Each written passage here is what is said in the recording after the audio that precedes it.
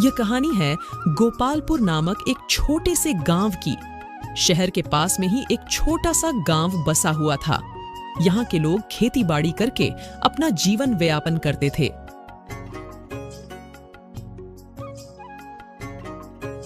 इसी गांव में रघुनाथ राम और धनुराम नामक दो भाई रहते थे। रघुनाथ राम अपनी पत्नी कुमती के साथ रहता था। कुमती बहुत ही चालाक और लालची औरत थी। वहीं दूसरी ओर धनुराम अपनी पत्नी कुंती और बेटा राजू के साथ रहता था। उसी गांव में उनकी एक जमीन थी जिस पर वे दोनों भाई मिलजुल कर काम करते थे और फसल को बेचकर आए मुनाफे में से आपस में बांट लेते थे।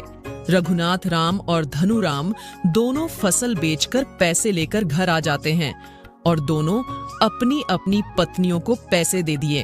अरे ओ कुंती, ये लो फसल के पैसे, इस महीने ज्यादा मुनाफा हुआ है। ये तो बहुत खुशी की बात है जी। भगवान करे ऐसे ही आपका मुनाफा बढ़ता रहे और आप दोनों भाई खूब तरक्की करें। कुंती, ये लो फसलों के पैसे। इस बार फसल अच्छे दामों में बिका है और इस वजह से मुनाफा भी बहुत ही ज्यादा हुआ है। क्या खाक मुनाफा हुआ है? यह भी कोई मुनाफा है? भला आधे पैसे तो तुम्हारा भाई ही ले जाता है और खेत पर सबसे ज्यादा आप ही मेहनत करते हैं, फिर मुनाफा बराबर का क्यों? नहीं कुंती, ऐसी बात नहीं है। धनुराम भी बराबर का ही मेहनत करता है। आजी, काहे की बराबर की मेहनत? आप बाजार से जाकर इतने महंगे महंगे बीज लाते हैं और इतनी दूर आने जाने की मेहनत व अलग, ऊपर से सारा दिन खेत में मेहनत, फिर काहे की बराबर की मेहनत? आहो, मेरी बात कभी गर्व से सुन लीजिए। आप अपने भाई को जमीन का छोटा सा हिस्सा देकर उसे इस परिवार से अलग कर दीजिए। आखिर हमें भी तो अपने बच्चों के भविष्य के बारे में सोचना है।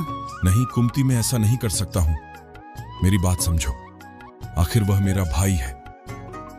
कुंती, तुम ऐसा कैसे सोच सकती हो?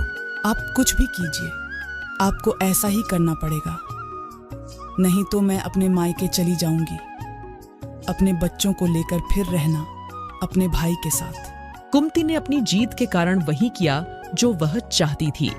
रघुनाथ राम ने धनुराम को जमीन का छोटा सा हिस्सा देकर धनुराम को घर से बेदखल कर दिया। बेचारा धनुराम भी अपने भाई के घर के पास एक छोटी सी कुटिया बनाकर अपनी पत्नी और बच्चों के साथ रहने लगा। धनुराम को जितना भी जमीन मिला वह उसी में खेती करके अपने परिवार का पालन पोषण करने लगा।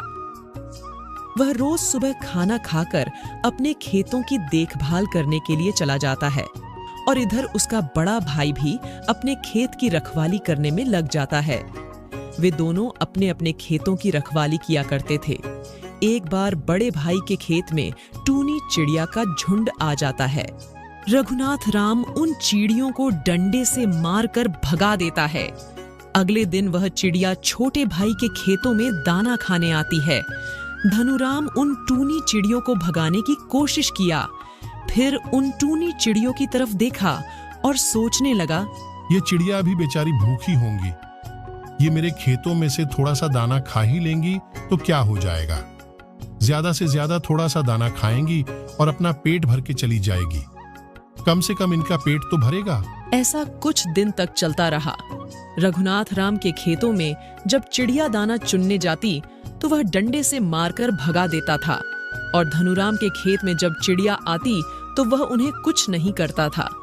ऐसे ही कुछ समय तक चलता रहा और एक दिन गांव के फसलों में बीमारी लग जाती है जिसमें छोटे छोटे कीड़े फसलों को बर्बाद कर रहे थे। यह कीड़े अब रघुनाथ राम के खेतों तक धीरे धीरे पहुंच गए और उसकी पूरी फसल खराब हो गई। वहीं जब कीड़े धनुराम की खेतों तक पहुंचाते हैं तो वह सारी चिड़िया दाना चुन रही थी। जब वह धनुराम के खेतों में जाती है तो वह सारी टुनी चिड़िया कीड़ों को खाने लगती है, जिससे धनुराम की फसलें बच जाती हैं। जब रघुनाथ राम अपने खेतों के पास पहुंचा और उसने अपनी खेतों की ऐसी हालत देखी तो वह बहुत उदास हो गया और फिर उसने धनुराम के फसलों की ओर देखा तो उसकी फसल बिल्कुल ठीक थी, क्योंकि वह जिन चूड़ियों को डंडे मारकर भगा दिया करता था तो उन चिड़िया की वजह से धनुराम की फसल खराब होने से बच गई। यह देखकर रघुनाथ राम को अपनी गलती पर एहसास होता है। हे भगवान, मेरी इस बार कितनी सारी फसल खराब हो गई। अब मेरी फसल कौन खरीदेगा? अब मैं अपने परिवार की रोजी रोटी कैसे चलाऊंगा? इस फसल को उपजाने में मेरी पूरी पूंजी लग गई थी। भैया, आप चिंता मत कीजिए।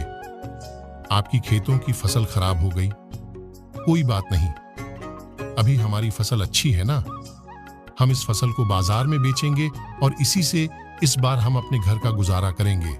धनुराम की बातें सुनकर रघुनाथ की पत्नी को अपनी गलती का एहसास होता है और वह धनुराम से माफी मांगती है। बहुत ही भोला भाला धनुराम बहुत ही दयालु व्यक्ति था। वह अपने भाई और भाभी को माफ कर देता है और वह फिर से खुशी खुशी मिलजुल कर अपना